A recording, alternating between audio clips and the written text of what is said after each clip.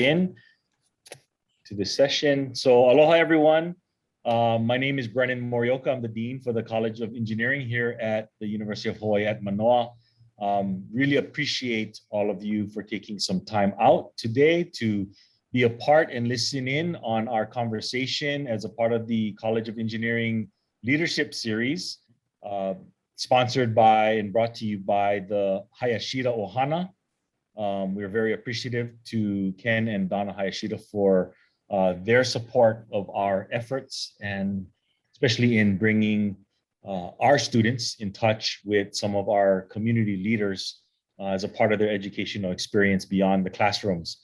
So today we are extremely honored to have two of our other friends to the college to come here and share a little bit of their thoughts and experiences, Keiki Dancil and Kaiu Kimura. And I'm gonna let Adam, who introduced them in a little bit, but I'm very happy to have two of these women participate with us. Very, very important and active leaders in our community in their areas. And so I have enjoyed my interactions with them, especially I've worked a number of years with Keiki Pua, and then have gotten to know Kaiu in her capacity at Imiloa, and very impressed with many of the programs that she is doing over there on the Big Island as well as across the state. So with that, I'm going to turn it over to Adam to make some introductions. All right, thank you, Dean Morioka. Hello, everyone. My name is Adam. With me is Christiane Young. We'd like to welcome everyone to our second leadership seminar series of the fall semester presented by the Hayashida family. So we have two great speakers here today, so we're gonna jump right in. Christy will introduce one of our speakers for us. So Keiki Dancil is responsible for the permitting and entitlements processes to further Pulama Lanai's mission and vision, fostering relationships with federal, state, county government, and businesses. She directs the efforts of the community development team, which engages directly with the Lanai community. In addition, she works in close collaboration with the SVP of Development and Construction. Together, they align their activities to achieve Pulama Lanai's strategic development goals for the island, ensuring a unified process. Before joining Pulama Lanai, she served in several transformation roles at Hawaiian Electric Company, most recently Director of Strategic Initiatives, focusing on strategy, economics, and policy for new initiatives, including electrification of transportation, community-based renewable energy, customer retention, microgrids, and customer battery energy storage. Prior to HECO, Dancil was with the Biological Capital as Vice President, Hawaii Business Development and Strategy, and developed strategic investment and market opportunity assessment for the Hawaii operations. Keiki Pua has a Bachelor's of Science in Chemistry from Santa Clara University, where she also received the John F. Deck Award for Most Outstanding Chemistry Graduate. She received a PhD in chemistry from the University of California, San Diego as a National Institute of Health Fellow, and an MBA from Harvard Business School. She currently serves on the board of Regents for Chaminade University. Now we'd like to open up the floor for Keiki for any initial remarks she has. Aloha, mahalo Christiane and Adam, and mahalo Dean Morioka for having me as part of your leadership series. I look forward to our conversation today.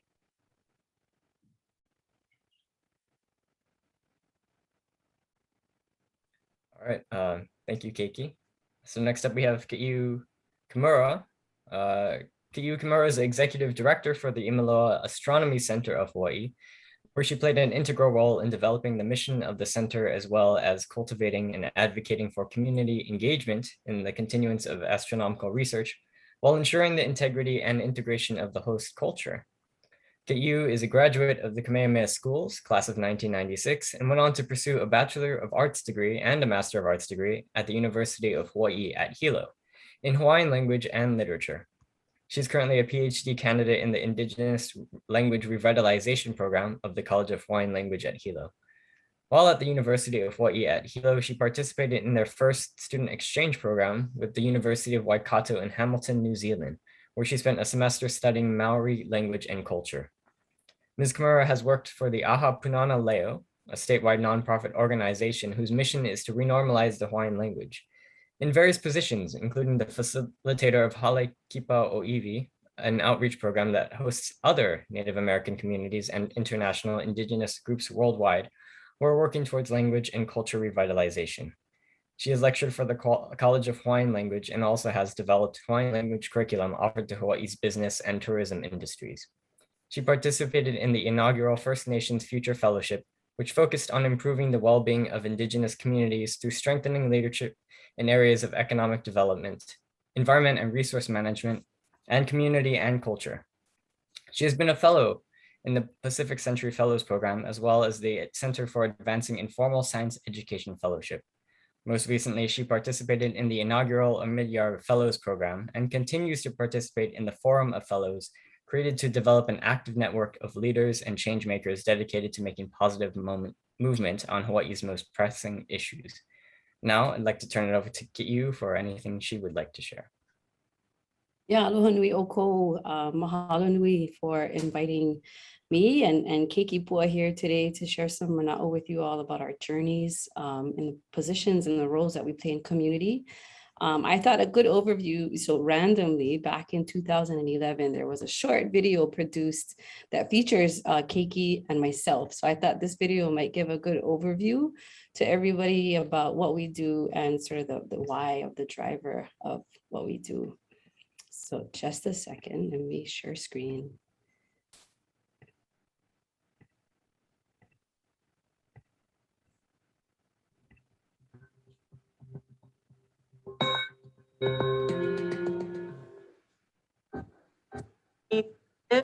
On land, and we have amazing natural resources. We are blessed. We are truly blessed.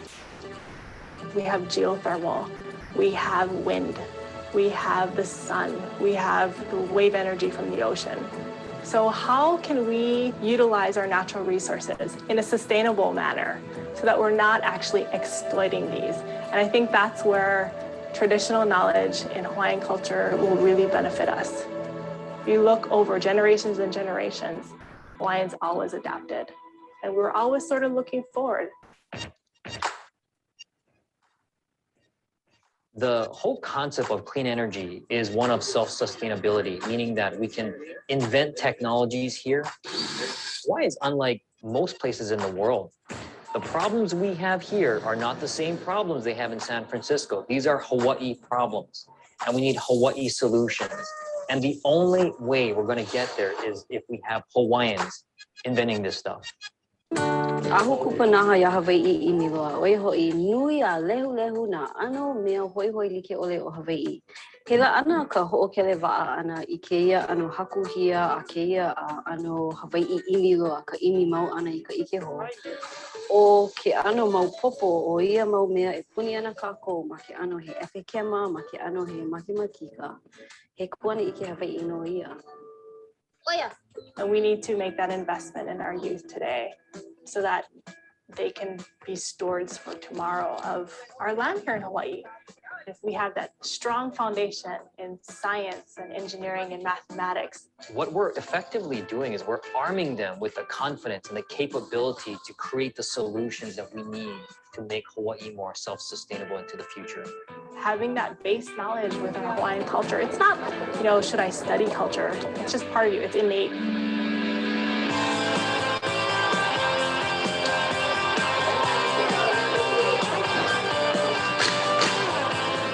We have to apply our energies, our resources into cultivating these young minds to teach them that they can, achieve, that they can think big, that they can create, invent, innovate.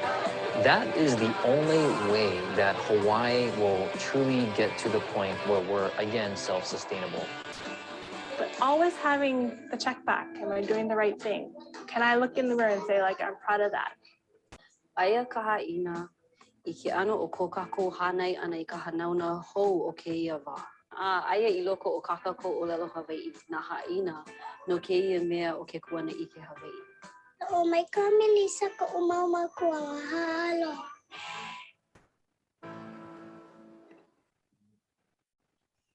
So that young one at the end of the video is now a senior this year.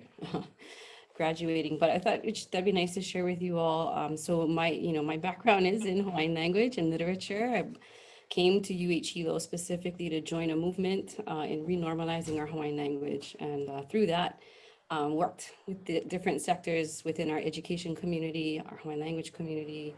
And that ultimately is what afforded me the chance to work with the scientific community in building Imiloa, working with astronomy, astronomers studying on Mauna Kea, the engineers that support their research. And that, I think, ultimately is what this video was produced as part of a fundraiser for the Ahapunana Leo, but it really was meant to highlight the cutting edgeness of us being a Hawaiian and how our Hawaiian language and identity grows and adapts as times change and grow and adapt. And so we want to encourage the next generation to be strong in their cultural foundation and to pursue whatever it is, including science and technology. So maybe I'll pause there, but wanted to share with you, I come to this conversation a little bit differently without having a professional background or training in engineering or science, but definitely see the opportunities in partnering with to provide opportunities for our community and beyond. So mahalo again for having me here. All right, thank you, Ka'u. So we're going to get started with our questions, and audience, feel free to send any questions you have for Ka'u and Keiki in the chat, but first we're going to start off with some of our own. So Dean Morioka talks about how he has learned much about the importance of Indigenous science from the two of you, as well as others like Dr. Kamu Enos here at UH's Office of Indigenous Innovation.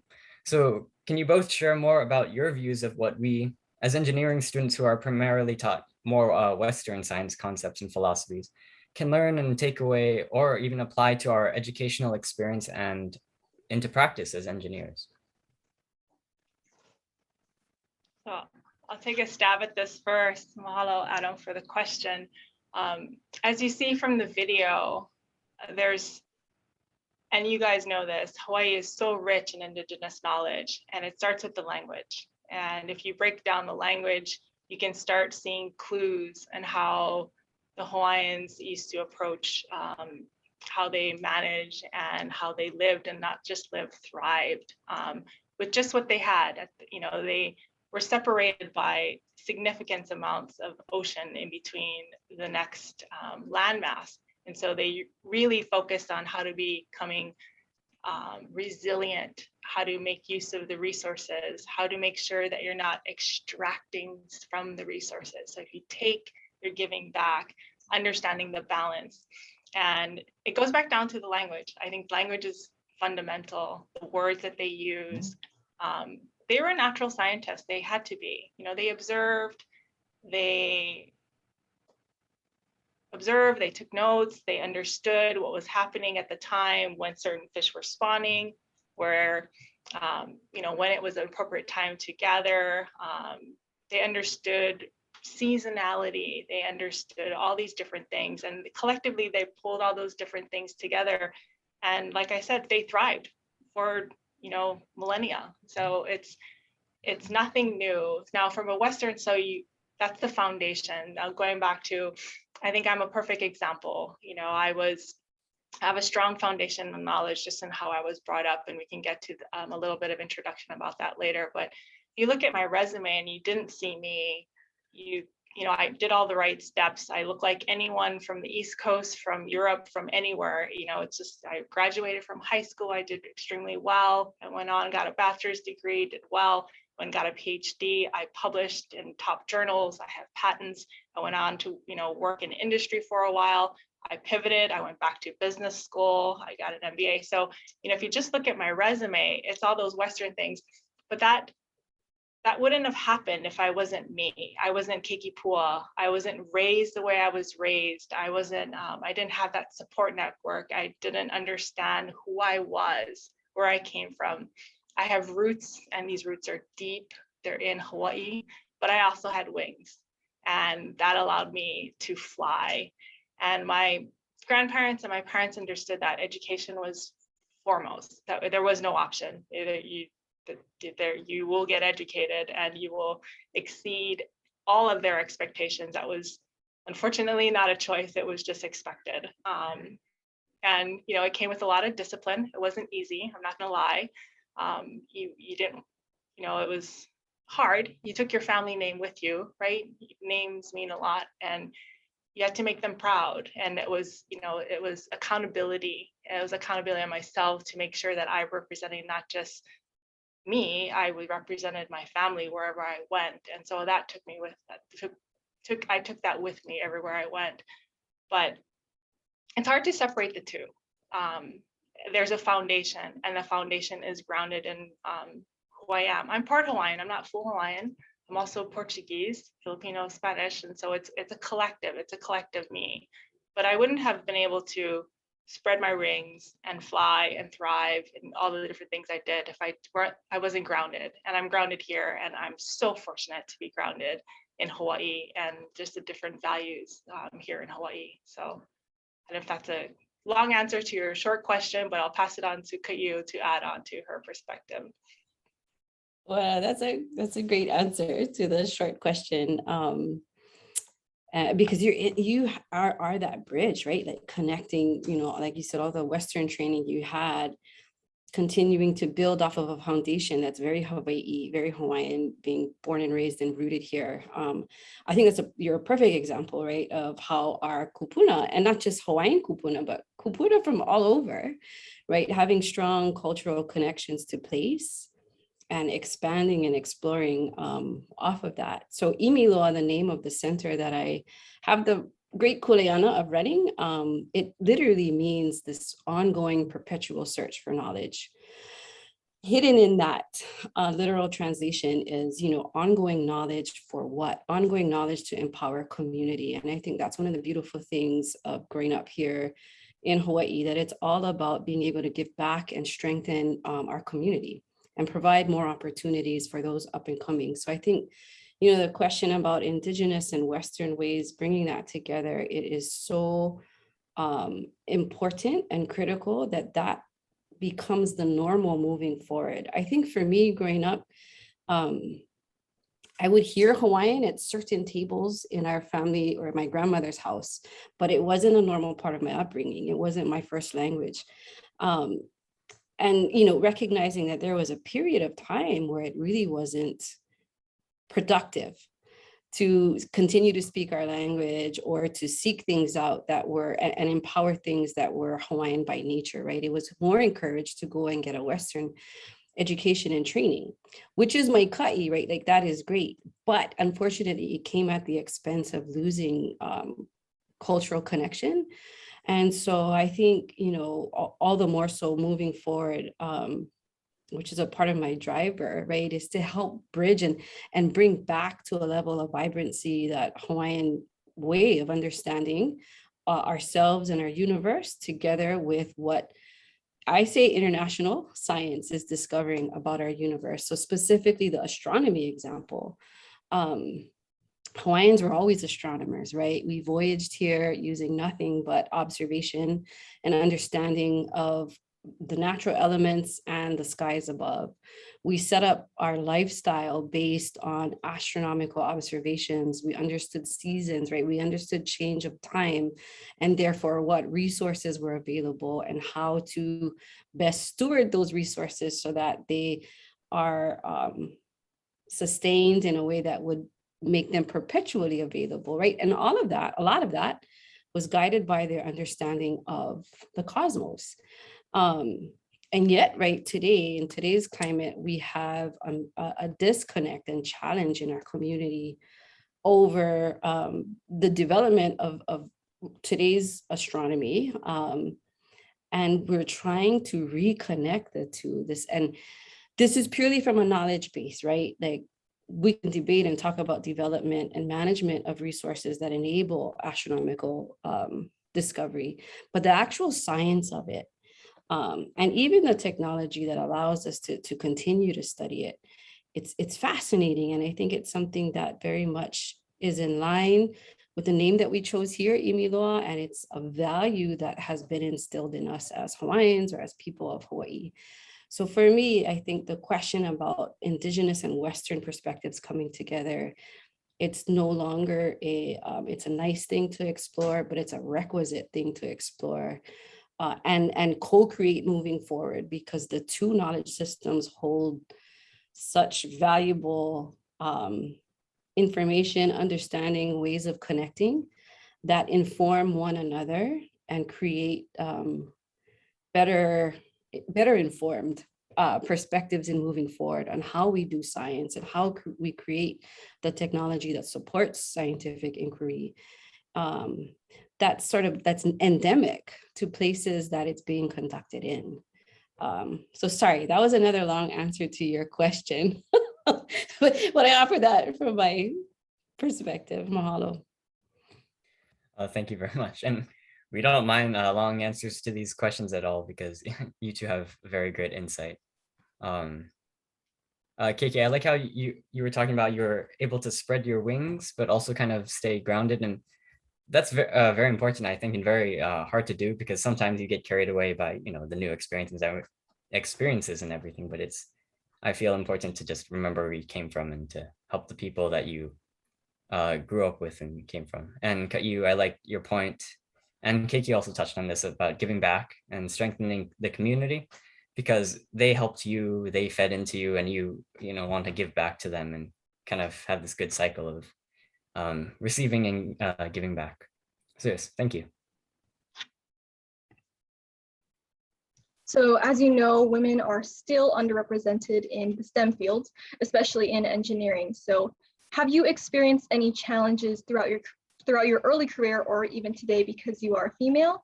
And if so, how did you go about breaking through those obstacles? And what advice would you give to our younger female students and professionals that are out there? Good question. So I'll start off. So I was never, I know this answer sounds odd, but I was never ever really focused on gender, race, or age, actually. I became a scientist at a Western pala stamp of approval type of scientist at a very, very young age. And it just never dawned on me. People in the room would say, did you notice you're the only woman? Or did you notice you're the youngest person there? So they brought it to my attention. And I think it was because I had an amazing, like I said, support network. And it's a support network with my family, as well as in my professional career. And it was more on meritocracy. It's like, if you did well, it didn't matter your age, your gender, or your race. And no, don't get me wrong. There have been opportunities where, people have called it out or have made comments or, tried to impede you. But I was always able to, if I couldn't speak for myself, someone that would speak on my behalf that knew me. And so another fortunate thing is, there was no Google or Facebook back when I was getting my PhD. And so no one could Google my name or find out who I was before I would be invited to speak. So sometimes your reputation preceded you through your publications. And that was very fortunate. Keiki Dancil. They didn't even know how to say Keiki. They didn't even know if I was female or male. And I would show up and they would introduce Dr. Dancil and they'd read through my bio and I'd walk up on stage to give my presentation as an NIH fellow. And not gonna lie, I had some people, just shock, but they got over it. They got over it after I presented my paper and I presented my results and we engaged in a discussion. And I think my advice is, if you find yourself in a situation and it's not a good environment, ask yourself, why are you in that situation, and get out of it. Because I really, truly believe that, if you can speak on your own merit, like your own merits, if you do well, others will speak on your behalf and your work will precede you. And people respect that. It's a mutual respect. And I'm very fortunate to have people that were my bosses or my colleagues. When I couldn't speak on my behalf or when I was questioned on my behalf, they spoke up for me. And primarily it was just my work, I did, my work spoke for me. in terms of, that wasn't, your work doesn't have a gender, a race, or an age. It's just your work. So that's how I kind of got over it. And my advice to you is, if you're in a situation where you find yourself and you can't get out of it, ask yourself why you're in that situation. At you? Yeah, for me, similarly, I grew up in a family, and then, in the path I took, higher education and getting involved in education in Hawaiian language, female leadership is strong and present. And so I too wasn't really aware of sort of the disparity, I guess, between female and male representation, because everybody kind of knew their role or knows their role and what they contribute to the table. It doesn't matter what you are. And then coming into the astronomy community, which I love. So this is not disparaging remarks I'm making. It's just what it was back then. I got involved with Imiloa back in 2001. That's when we started planning. Not a lot of females, no female directors or administrative leadership represented by females. So it was a little, I recognized that, when I came to meetings with the different directors or representatives from the observatories. So that was a little bit of one thing. I think the challenge maybe I faced, and I was told this directly to my face, is that, especially to take on leadership for Imiloa Astronomy Center, I was too local. I didn't have a formal background in science, and I wasn't from the mainland. Those were three criticisms that were given directly to me, which I totally appreciate the honesty of it, because then you can have a conversation around it. But so I didn't necessarily feel the male, other than noticing there's not a lot of females in astronomy. It was more so being local and not a conventionally trained scientist, and being from Hawaii, not from the mainland. I will say though, 20 years later, I have seen an evolution in the astronomy community locally and globally, where there is a lot more diversity represented in women taking leadership positions in astronomy, becoming recognized for their awesome research. Most recently, we had an astronomer who frequents Hawaii because she uses Keck. She got the Nobel Prize for discovering the center of our black hole. And there is a lot more of examples like that. So definitely, I think females are taking on a much, or are rising up, right? Have been there, being recognized maybe for the amazing work that they're contributing to astronomy.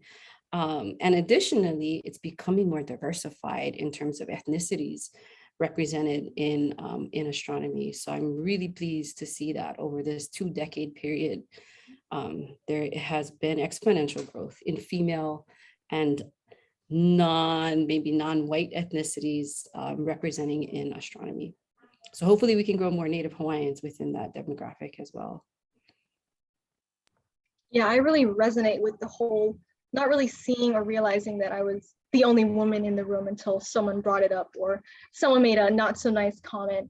And yeah, I really think that it's because throughout my experience in college, I found that it's really important to find a solid group of people where you encourage and support each other. And I've met a lot of great women in my classes, clubs, and projects, and it's really been helpful for me over my school career so far. And letting your work speak for itself is something that I definitely remind myself of often. And just a reminder to the audience, by the way, you can submit any questions you have for Keiki, Pua, and Ka'u in the chat whenever. All right, on to our next question. So when you're a mentor, what would be the one main goal for you to achieve with your mentee? And on the flip side, when you are the one being mentored, what would you want your one main goal in getting out of that relationship with your mentor? Okay, I'll take a stab at that. I think first and foremost, the main goal I have with almost every relationship, be it professional or personal, is mutual respect. Respecting me, respecting my mentor, or my mentor respecting me, and to have that goal is paramount, and it kind of builds off of that. Everything will build off of that. So that would be probably my one main goal, is mutual respect for each other. Short answer. Go ahead, Kayu. Yeah, I think you know, being I've been super blessed to be a mentee by several several people. And I think what I appreciate about all of those opportunities of having someone help guide and cultivate either my strengths and or direction is just I don't appreciate, but what I got out of all of that was the incredible sense of kuleana or responsibility, that people they see something in you and that they're entrusting something in you and they want to help further strengthen those things within you. And they're willing to put themselves out there in a way for you. The mentors that I've experienced, and I appreciate that. I think that mentorship is one of the critical requirements, I think, of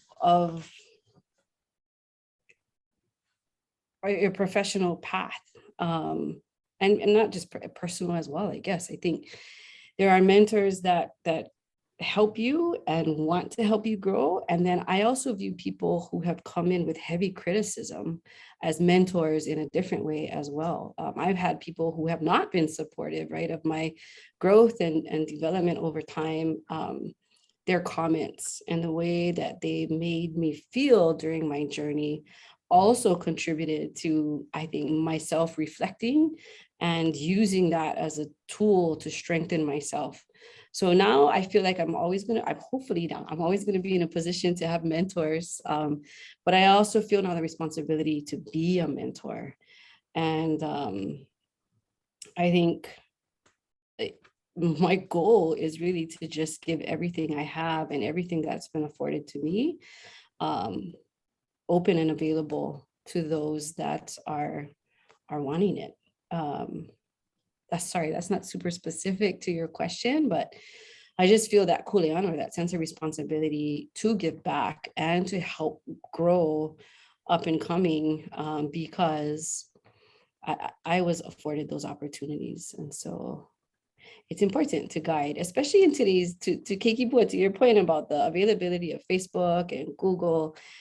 Those are great tools, and those can also be super overwhelming. And I've seen how it's impacted people's own perceptions of themselves and or their interest, right? They can be persuaded by what gets put out on those kinds of platforms, whether right or wrong. So therefore, I think mentors are extremely important to help keep people grounded and moving forward in their interest and in their passion. It's easy to get distracted today. Oh, yeah.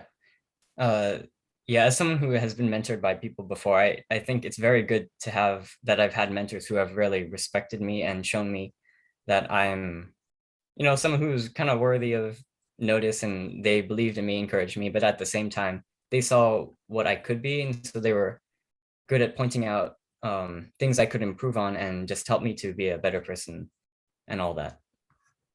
Yeah, and Adam, if I could just add on to that, they might not have the term mentor when they first approach you or they first notice you. I think, especially in the university, I know even in school, outside of your family, that's usually the first signs of people noticing, right? Like Kayu said, they noticed something in me and they took the time and invested time to approach me or talk to me, just as you said, Adam, people taking the time to notice. And I think Dean Morioka, not to put any pressure on you, but I think that's something as not just the dean of the College of Engineering, but your professional staff, your professors, they have a kuleana. They have a kuleana to notice, not just, the stars, because those are easy to notice, right? But those that are just, right on the edge, or just need that little extra nudge, just a little bit more attention, and who knows what would happen. And I have a great story, and I hope I don't get choked up. I'm never emotional, ask Brennan. But I did I was asked to be kind of a guest commencement speaker for one of the Native Hawaiian engineering programs at the University of Hawaii. And I spoke and I was the guest speaker. So it was the engineering students before, you know, it was a separate ceremony, and I was the guest speaker, and I was, and I gave my normal speech. This is who I am. This is where I came from. This was my journey. You know, a lot of it was just having them understand that, you know, there's somebody that looks like you, there's somebody that's like you, and they did it. And so it's possible. And so that was the theme of the presentation that I did. And there was a young man that was in the audience, and I didn't know at the time, but he had been asked, like, I guess he was on discipline. So he had to come and set up the chairs and make sure everything was ready. He was, I don't know, making up for something that he did. And so, you know, he wasn't the star student, but he, you know, was asked to kind of, you know, it was kind of his punishment, I guess, to set up and break down. But he listened to my story because he had to wait till the end of the presentation. And that was in, I think, 2011. And fast forward 2 more years, I was at my executive conference, and Hokulea, one of the voyaging canoes was there, and they were taking some of us out on just to show, here's what, you know, we do, and this is some of the, you know, just day on the, you know, the reading the star map and all these kind of things. And this young man was one of the participants on that, and he came up to me after during the reception at a luau later that night, and he said, "Keiki po Dancil, I have tried to get a hold of you for so long." And he told me his story that he was disciplined, he had to set up these chairs, and he listened to my story, and he says, "She kind of looks like me. She's Hawaiian. She surfs. She, you know, that was her passion. She chose UC San Diego because it was similar to, you know, she could still surf, but still go to a top-notch university and study and get her PhD." And he said, "I can do it too." And he had just recently gotten accepted to the PhD program in chemistry, biochemistry at UC San Diego.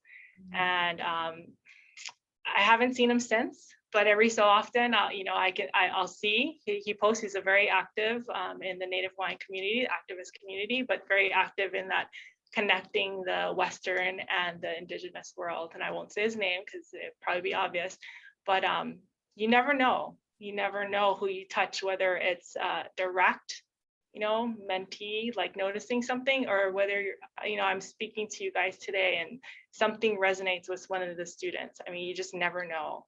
And so I think that's a burden upon us as community members in these positions, in that, you know, your words matter. And so, you know, no pressure, Brennan. Anyways, I just wanted to share that, but it's just, you know, sometimes it's taking notice, or sometimes it's just somebody hearing your words and hearing your story. Yeah, thank you for that story. That was really great to hear. Yeah, I feel like people thrive when they're told, you know, encouraged, and people actually put value in them. So I think that's very important for just everyone to do, to value the people around them, those that they know. Yeah, definitely. I've had the honor of being mentored by someone during the summer at one of my internships, and a lot of what he said really resonated with me, where he was very inspirational in the way that he had found what he loves to do, and he's doing it, and he's constantly inspired every day. And he really poured a lot of his time into me and Adam. Actually, we were in the same internship and our group there. And he took the time out of his day to talk to us and to treat us like equals. So that was something that really resonated with me. We have a question from the audience. So this is from Sheila. How do you get an amazing support network beginning of your career to now, and how do you maintain them to date?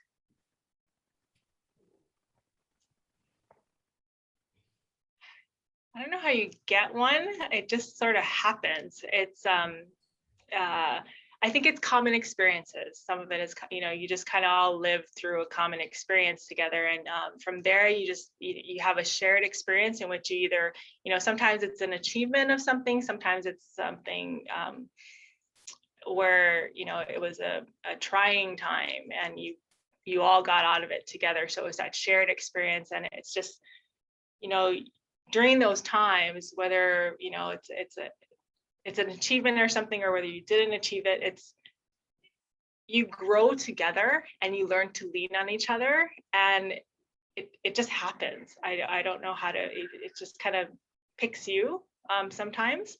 And how do you foster it? I think, like I said, it's that mutual respect and understanding, and know, like, I got your back if you need something. For example, I haven't seen Caillou in so long, but I know at any given time she can call me and say, "Hey, Kikipua, I have this thing I need help with," and I'll help her if I can, or if I can't, I'll put her in touch with someone.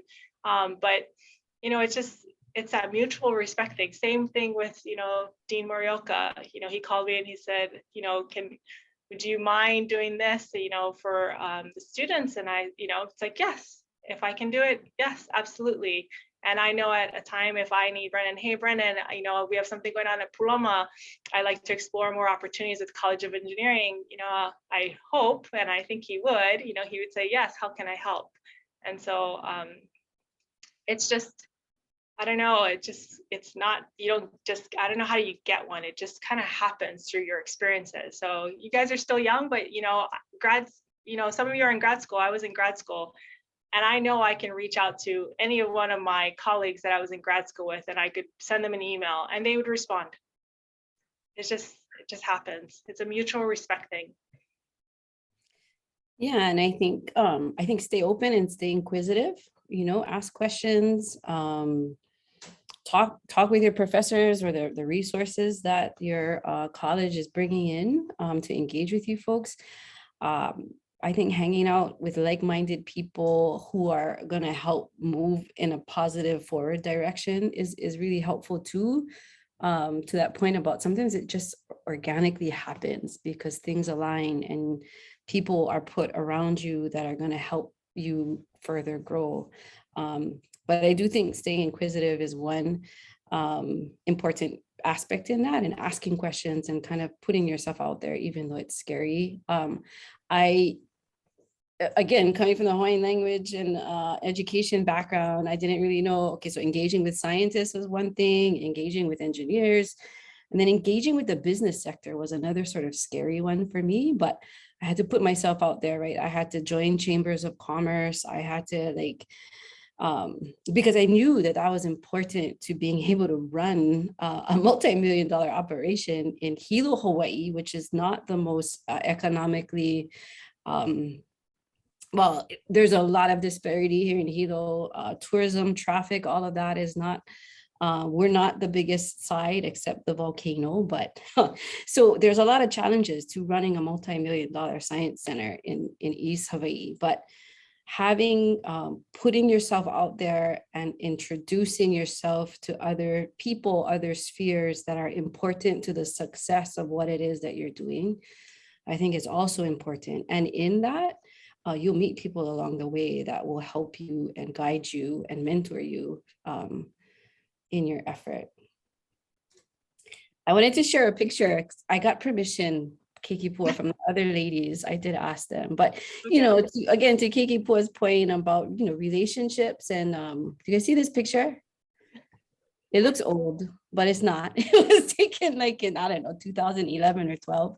But this is Kikipua and myself and two of our other really good friends who are doing amazing things. This is Donna Lindella Cruz and Noelani Kalipi. But yeah, it's important to surround yourself with people that are like-minded, supportive, and are wanting to be there for you to help you grow.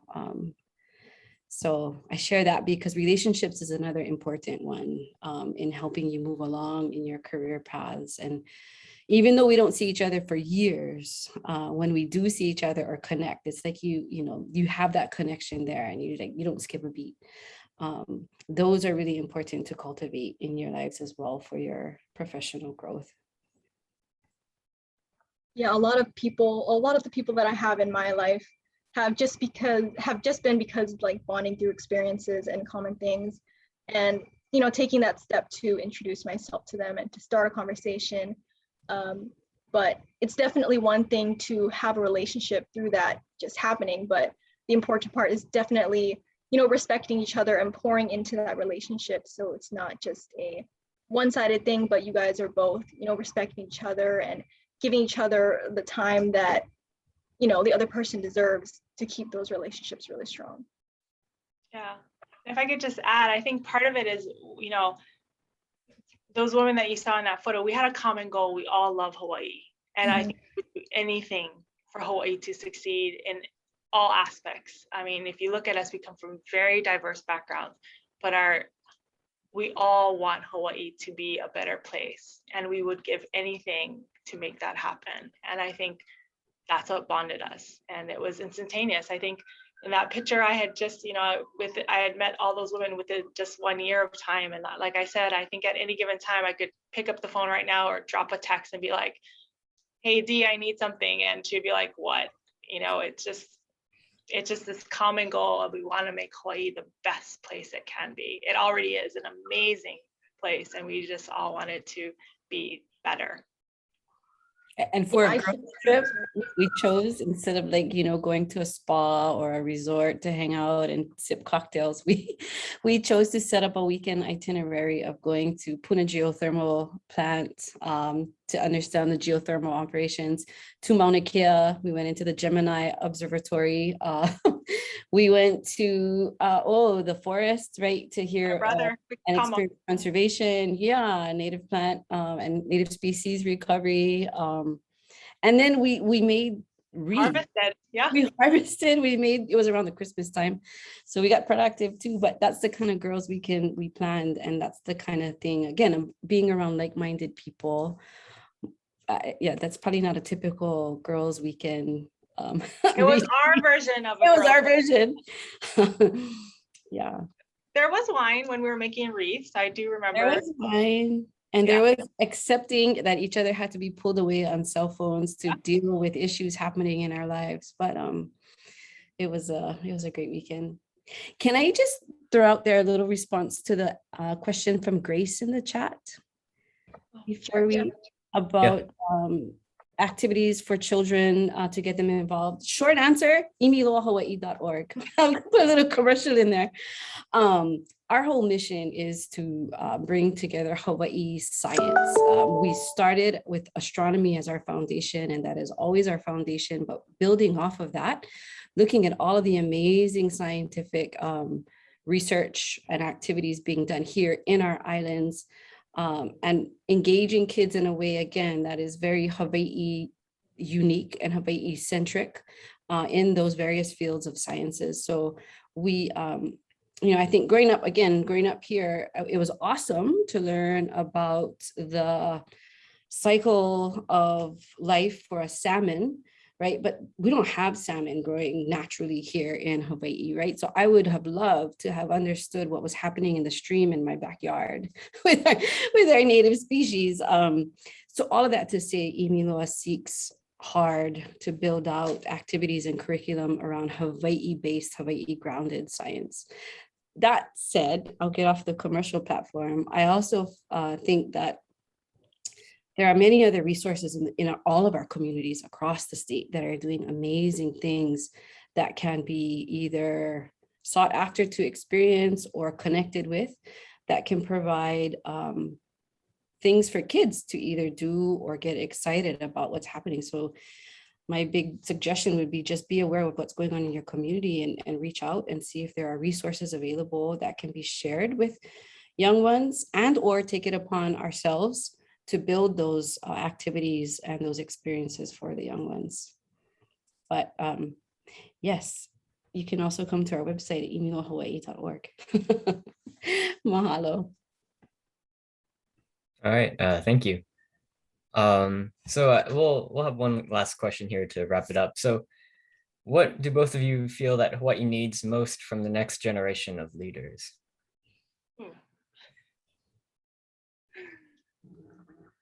Oh, leave the hard ones for last. I think compassionate and understanding is what I'll say in a short term. I think having empathy and really understanding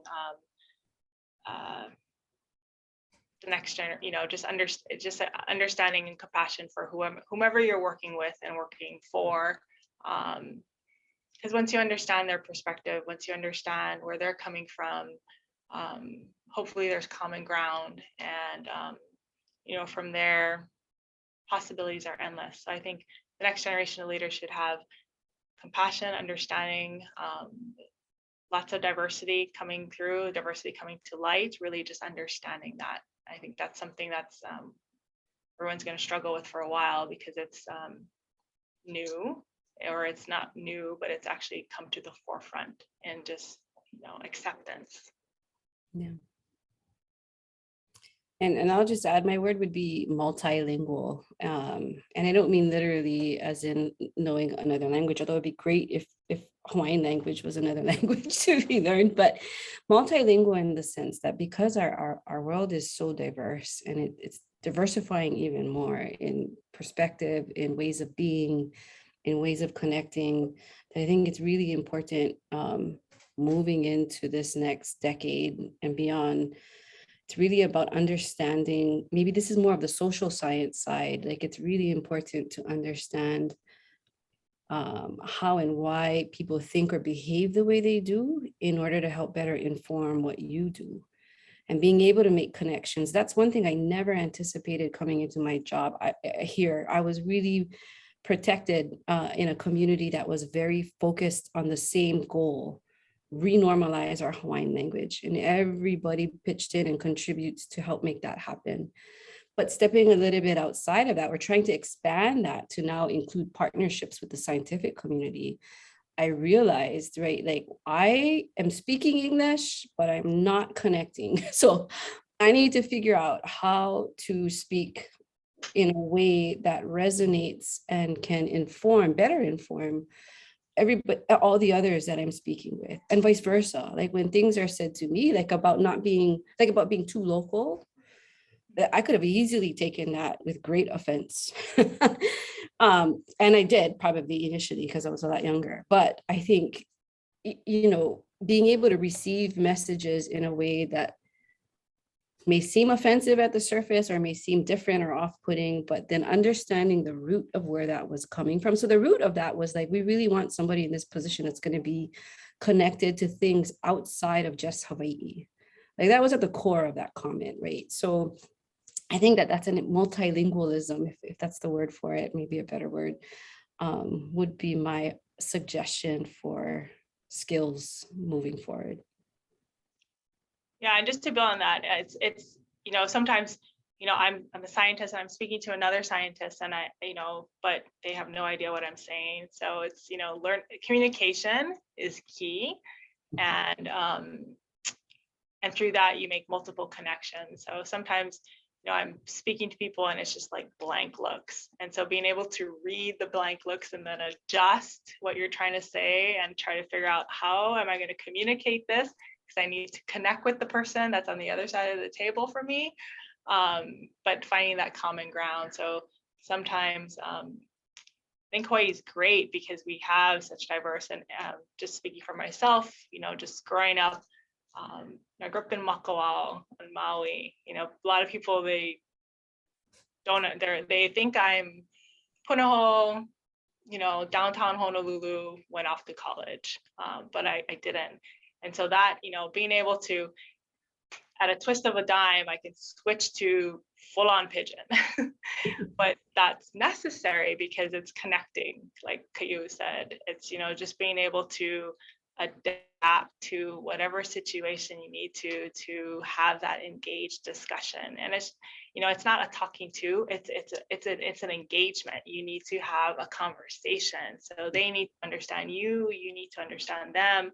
They need to have empathy for you. You need to have empathy for them. You need to learn to communicate in their language. If you're not speaking their language, they'll never hear you or understand you, even if it's English.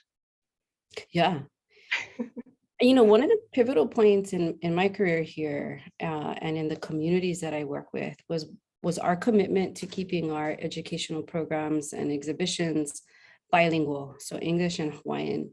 One of the pivotal moments, I think, was when we had to sit down with astronomers to translate words, like black hole or accretion disk or things that don't exist in English or in Hawaiian,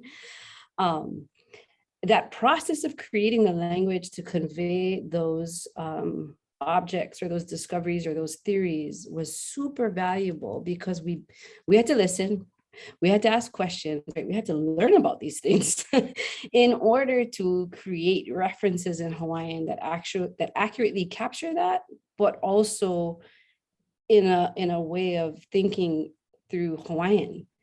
And that was probably the pivotal point in starting to have us build healthy, positive relationships with one another, learn from one another, that got us excited and interested in what was being discovered off of Mauna Kea.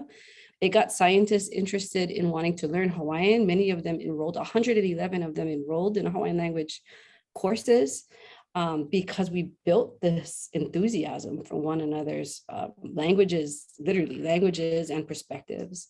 We're now having high school kids do the same thing, working with these astronomers. And these kids, they really weren't interested in astronomy, but they have to take this program with us. And they are coming out of it much more versed in their own language and understanding from a Hawaii perspective, as well as learning about all the incredible advancements being done through science and technology. So for me, language is literally one of those key pivotal codes that helps us to better understand and build strong relationships. Well, thank you, Keiki and Ka'u, very much for all of your sharing with us today. Some of your points really hit home with some of the things that we are trying to do in providing an educational experience for our students. And you talked about communication. And if you are talking to somebody, that doesn't necessarily mean you're talking with somebody. And it's the with that is more important, because that's when you know that you're both sending and receiving information. And engineers sometimes need to be reminded that our language isn't always the universal language, and we need to understand how to communicate with everybody. But then also, both of you guys kind of commented on it about putting yourself out there, right? Engineers tend to be a little bit more on the conservative side, and being able to take risk is something that is important for leaders to do. And so that is something that we are trying to get through to our students, that in order for them to be successful and contributing members of our community, that you need to put yourself out there. And that's how you'll not just benefit yourself, but you'll benefit everybody else here. So we really appreciate you guys sharing some of your time today on a Friday before we hit this weekend. So mahalo for that, and mahalo to everybody for participating and listening in as a part of our leadership seminar series. As always, brought to you by the Hayashida Ohana. So thank you to the Hayashidas again. And I just wanted to remind everybody, next month's leadership seminar series, we continue on the first Friday of our months. November 5th is Lori Kahikina, the CEO of the Honolulu Authority for Rapid Transportation, and Ed Sniffen, the Deputy Director for Highways Division at the Department of Transportation. So I'm looking forward to that conversation. I had a great time listening to you two today. Always good to talk story with you. So mahalo for that, and mahalo to everybody for joining us today on a Friday. So aloha and have a great weekend. Ahoy. Mahalo.